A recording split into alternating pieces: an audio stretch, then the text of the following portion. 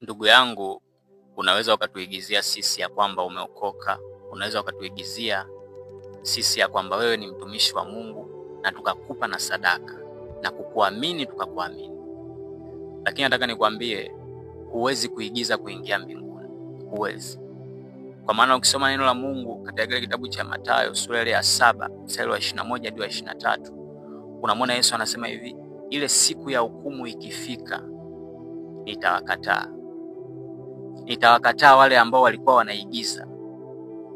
Kumbe kuna watu leo hii wanatuigizia sisi ni watumishi, wanatuigizia kwamba wao wameokoka, lakini gizani wanafanya mambo machafu bila kujua ya kwamba kumbe Yesu anawaona.